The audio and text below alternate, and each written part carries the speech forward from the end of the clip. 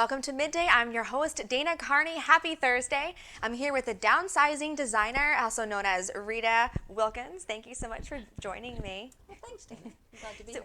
So you're going to teach all of us how to create a more abundant life with less. Living a life with less. Yes. Yeah.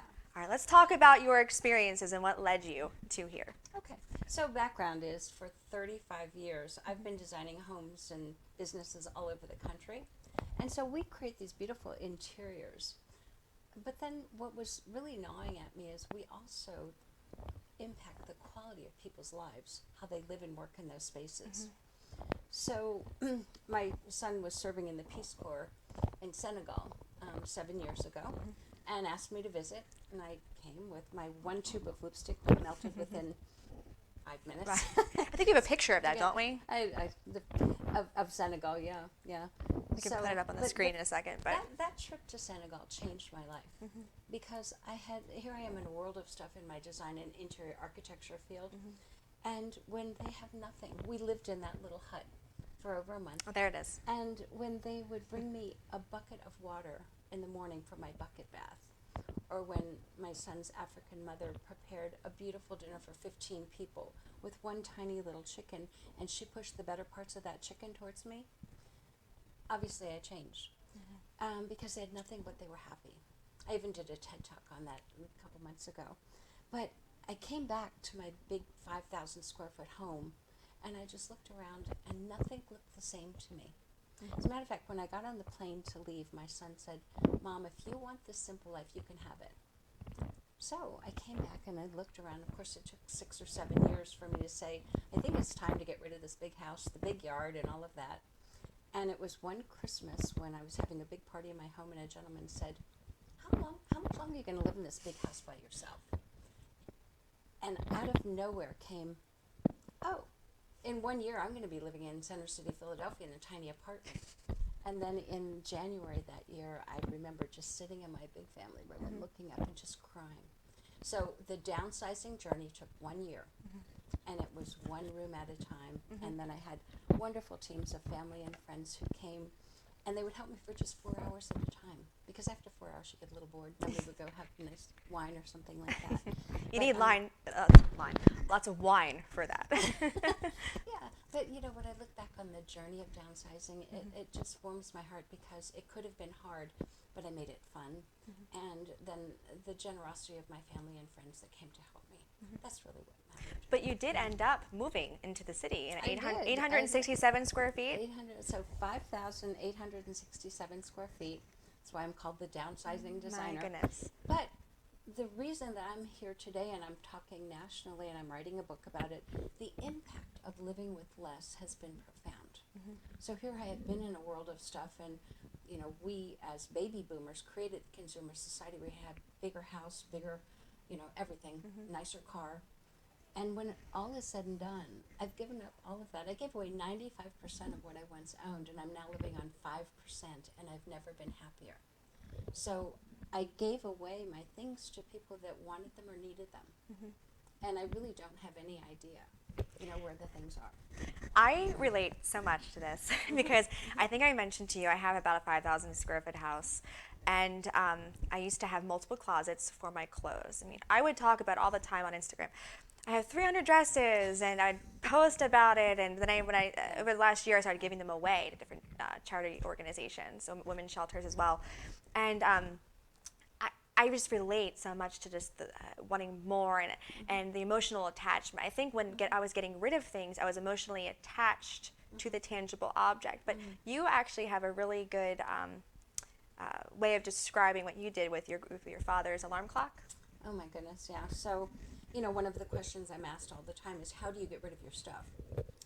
And there's certain methodology. We actually created something called the ABCs of downsizing. I have it on YouTube. And it's more of because as a designer, we create methods to take a big project, chunk it down into smaller projects so it's manageable. But as I was downsizing, I realized, you know, there's going to be bumps in the road here. Because I do get attached to certain things, and why would I have all this stuff unless I had some things that I really liked? But when it came, my sister and I think a couple of my other friends were there that weekend, And I opened a box I had not seen in 10 years. And I opened it, and there's our father's alarm clock. And I just started to cry. And my sister saw me crying. She came over, put her arm around me, and we cried a little bit together. And then she said, Rita, our dad would not want you to keep this alarm clock. You're moving from here to here. And so what we did is we took a picture of it. And then what really resulted was that I just had to think, why would I even keep this alarm clock? It wasn't the alarm clock. It was the memory of him turning that alarm clock to wake up every morning to provide for our family. So what I will always have with me is the memory. So the way that I can honor our dad and our family is having the memory and sharing the stories. The alarm clock will be somewhere, probably in Goodwill. But it wasn't the clock, it was the memory. The memory. And as a photographer, I can relate so much to that. And I think I mentioned to you that even on my memory cards, I hoard pictures. Instead of just picking a few to keep, I just hoard pictures or things. And I need to start just taking pictures of the objects that I want to keep. I probably sound like a straight up hoarder right now that I'm talking about it. But no, we all have that. I mean, I can relate. When I did my TED Talk, I mean, I actually started out with a confession that I had 11 closets and 9 rolling racks filled with clothes. I think we have a picture of your closet, don't we? Oh, goodness, with 4 different sizes. I think we do. There. Oh, yeah, there I am. In one of my many closets. But then I looked at that and I said, why did I have all of that? And, you know, you look at why do we buy? Why did you? Well, so much of it was filling a gap of loneliness. I was divorced, single, living in my big house that was the house of my dreams, supposedly. Well, it didn't end up being a dream house. So I was filling a gap for sure. But then also, buying is an emotional thing. And so what is it that you're trying to fill? Like, why would you buy? And it's also how we make ourselves feel. So having all of this stuff around me made me feel loved. I thought it did anyway. And then, you know, knowing that I was loved anyway with family and friends, and then the trip to Senegal shifted my mindset to say it has nothing to do with stuff that would make me happy.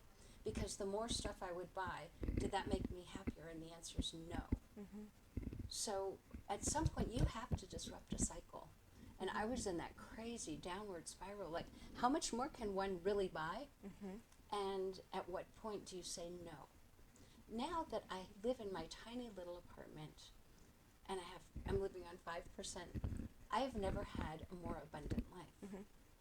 I'm almost thinking, which is kind of interesting, you actually have more space now than you did before, and you had maybe physical space before, but now you have more space within yourself to fill it with happiness. Absolutely.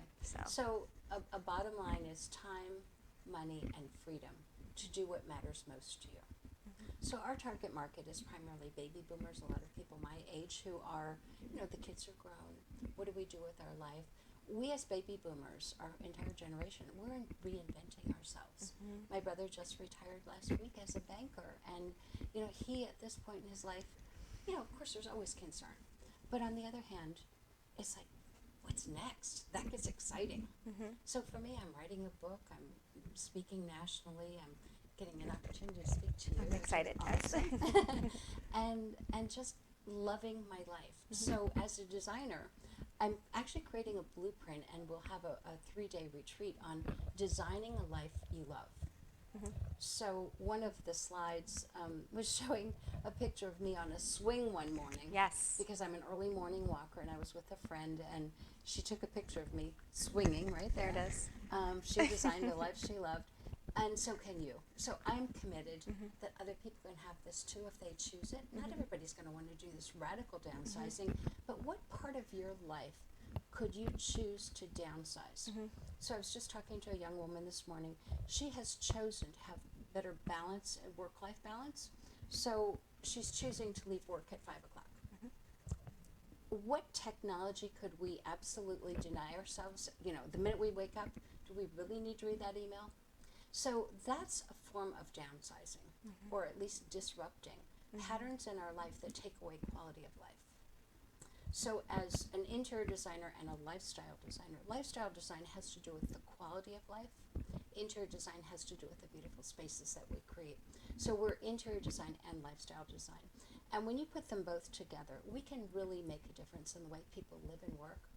And so what occurred to me was, whoops, I guess I just designed my own life. I didn't know I was doing that. And so when I'm living this simple, joy-filled life like I saw in Senegal, I want that for others. Now you mentioned, you know, your brother, I believe, just retired. He was a banker, and then obviously you redesigned your life.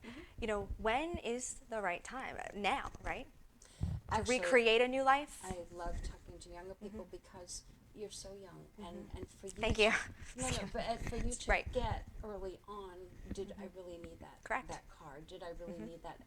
I think it's all a question of what really matters most to you, and if you can be in touch with what matters most in life, and then go from there.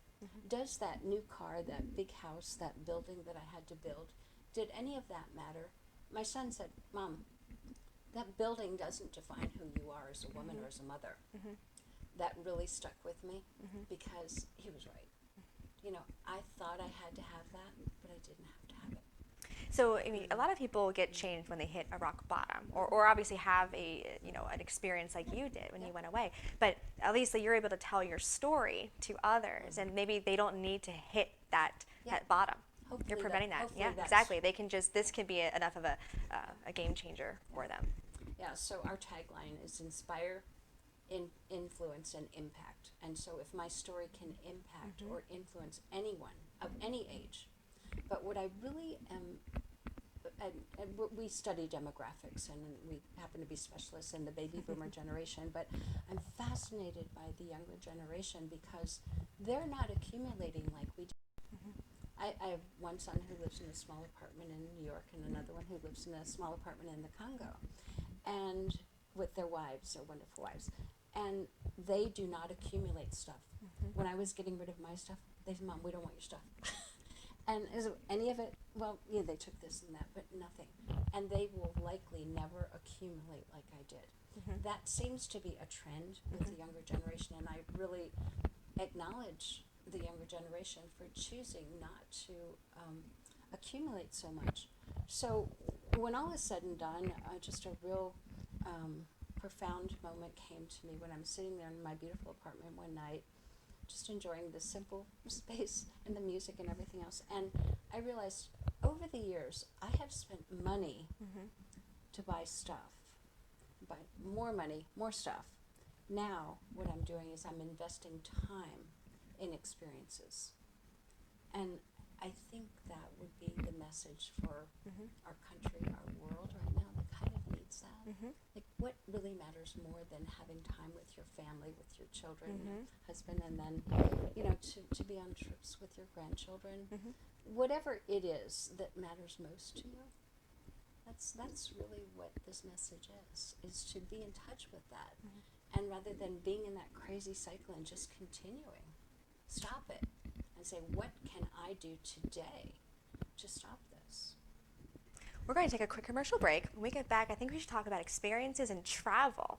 Okay. Because we had some discussions about this. We'll be right back.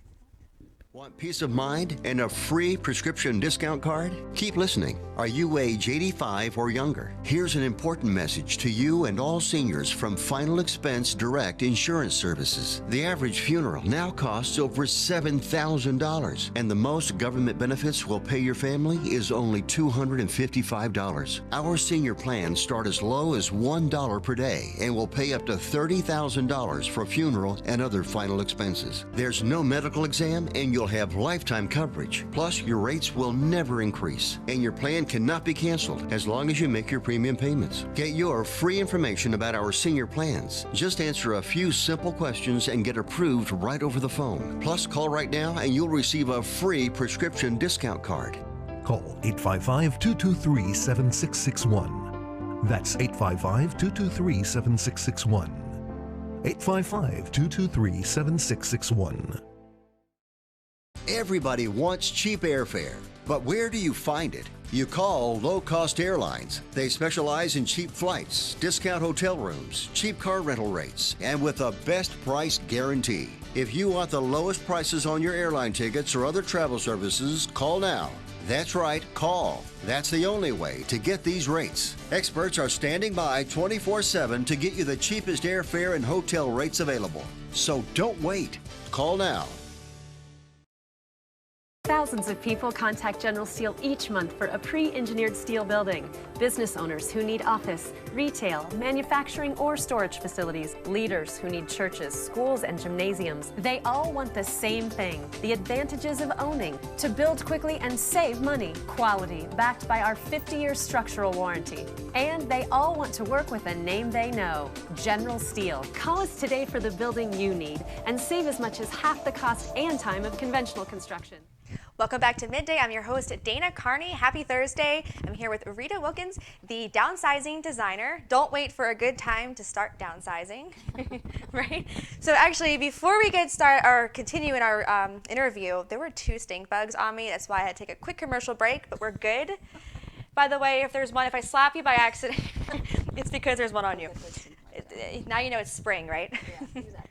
So we were chatting before our interview started all about travel, and I think the first time we spoke on the phone, I mentioned to you that my husband and I went away before with nothing. I'm probably very similar to you, or the old you, 5 bags, packing for 3 weeks, and you only are there for 2 days. So I was going to do that one day, and he said, please, I beg you, just don't. If we need something, we'll get it when we're there. Right. That took a lot of patience for me, but I did. I listened to him, and I had the best time of my life on our trip. So. Well, I remember you saying that, and you actually inspired me. And it was the very next day I was packing to go to New England to visit my family for the Easter break, and I packed quickly and just pushed everything in there, and I get to the train station with my work bag and a little gift from my family and my suitcase, and a gentleman saw me struggling with this suitcase. Now, mind you, I'm going away for 3 days. It looked like I was packing for 3 weeks. And he said, well, let me help you. So he pulls me, which was very nice. But I get onto the train, he settles me in, and then I'm sitting there like, Rita, what are you doing? You just downsized, and look at this suitcase. And then I remembered our conversation. Yep. So what we did is, I guess, like last week, I blogged about that. Oh my gosh. I had a picture of this suitcase that was way overpacked. Oh my goodness. And so then I have many, many clients and friends and followers that, said, well, how are you going? What are you going to do? And I said, well, I'm going to be intentional about this, and I'm going on a trip next week, and I'm going to be very intentional about what I put in that suitcase because I know better. But it was just the emotion of, oh, I might not have that red dress, or I might not have that. Well, guess what? I'm not going to miss it anyway. If I need, I'll go buy something. And enjoy the experience in the clothes that you're wearing. Absolutely. Yeah. That's just so funny. We're going to Denver in 2 weeks, and I was just thinking the same. I have to make sure one little bag, hiking shoes and spandex and leggings and all that stuff, but just not a lot. Well, I'm going to hold you to account on that. Yes, I'll make sure. I'm going to tell you this one funny story. One Saturday, it was a few months after I had moved in, and I knew I hadn't really downsized all those clothes, but I did it as well as I could, and then I moved. And so one Saturday, it was a rainy Saturday, and I said, I should probably downsize. I realized I have 9 little black dresses. And I said, what am I doing with 9 little? So I made a game of it, and so I put it on, jewelry, makeup, and everything else, and then I was vacuuming, and I'd look in the mirror, and I'd say, nope, yeah, I like that one still. So I ended up with 4. but you still downsize. That's good. It's a constant editing of your life. So suitcases or the little black dresses, whatever it is. I've had my mother, my husband, my kids, my nanny.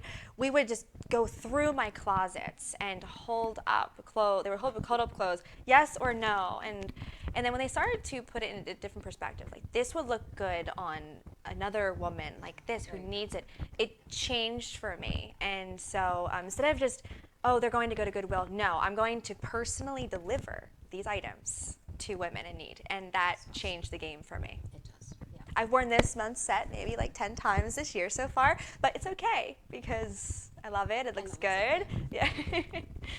So you have the ABCs of downsizing. Right. We have a little video clip. We have a video clip.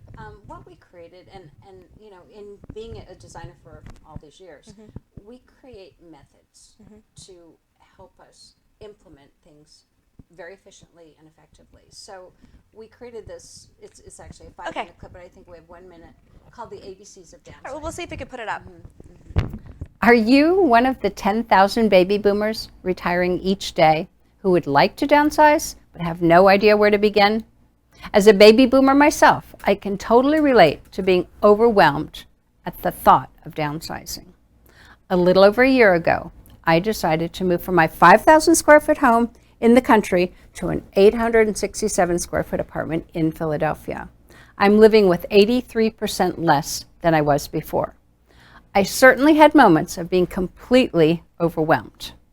Hi, I'm Rita Wilkins, President of Design Services Limited.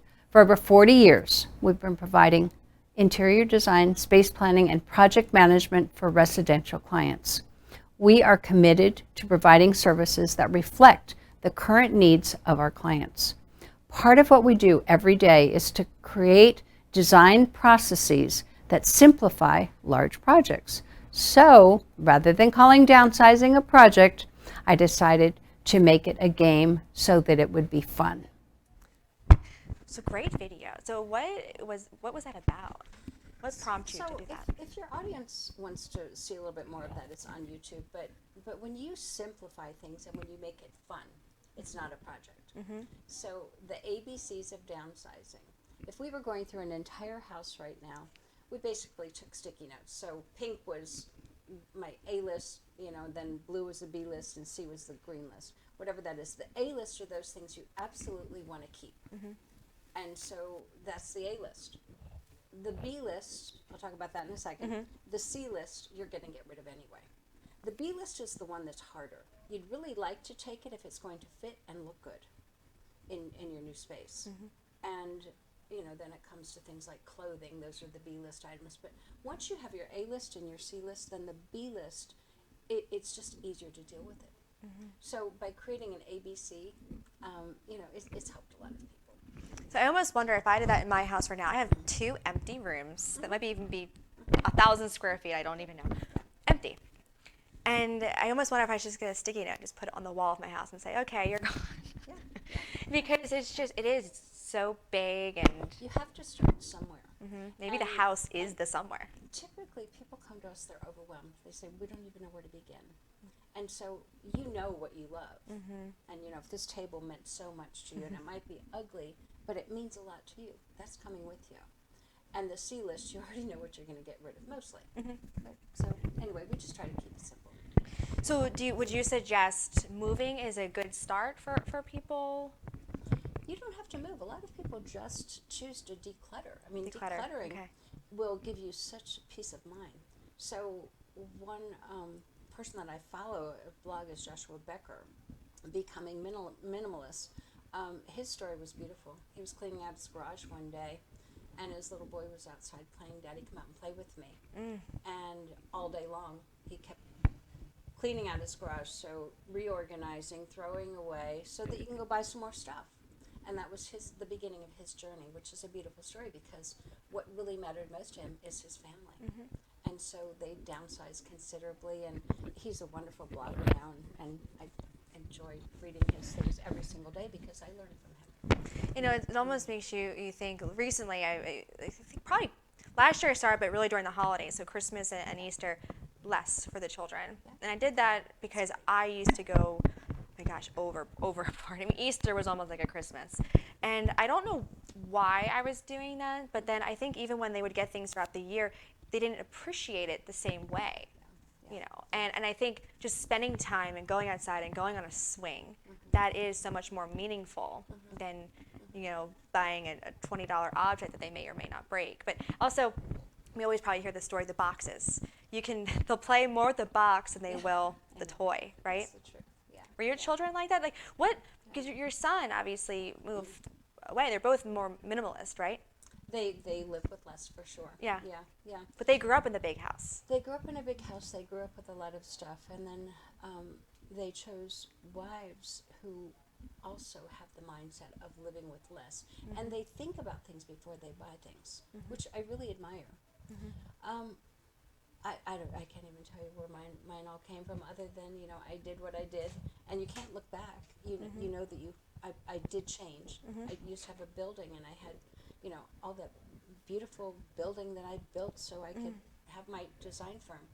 And my other son gave me Tim Ferriss's 4-Hour Work Week, as he's headed off to a sabbatical for 6 months, and he was 30 years old. And I said, how do you go on a sabbatical when you're 30 years old? And in my mind is thinking, there's no way. I've got a mortgage on the building, a mortgage on the house. But when I read that book, even though 4 hours didn't make sense to me, it still planted a seed for I could get rid of the building, maybe downsize my business to my home, which I did, and then reinvent that, and live with less of all the stuff that I thought I had to have. And then what happened after that is when I downsized from my home, we now work virtually, and yet we grew. I'm only working 3 days a week. I call it, I work 3 and I play 4, and we grew the company by 27%. Now, that has to do with intentionality, and it has to do with what really mattered more to me. I love what I do, and I'll never stop designing. But on the other hand, I wanted to have this new life experience. So, you know, your kids are really smart. You just have to listen to them. And when my son said, Mom, you know, you could have better work-life balance too, that really resonated with me. And then reading Tim's book, The 4-Hour Work Week, it didn't happen overnight, but right now, you know, thank you, Tim, for, you know, and thank you for my son planting that seed. Yeah, we can live with less. So is it less work? Is it less technology? What do you want more of? And, you know, to your point, less presents under the tree doesn't mean you love them less. It actually means you love them more. And it's a switch. And if they grew up thinking that more presents meant more, then that would be a disservice to them. So, Rita, how can the viewers get in touch with you? Okay, so I believe it's Rita Wilkins Design Services Ltd, and my website is designservicesltd.com. We're in Philadelphia and also in Wilmington, and I would love to talk to people. We all, you know, so go to our website, contact us, the Downsizing Designer. Thank you so much, Rita. Oh my goodness, this has been awesome. Thank you. Thank you. Thanks for tuning in to Midday. We'll be back again at 2:30.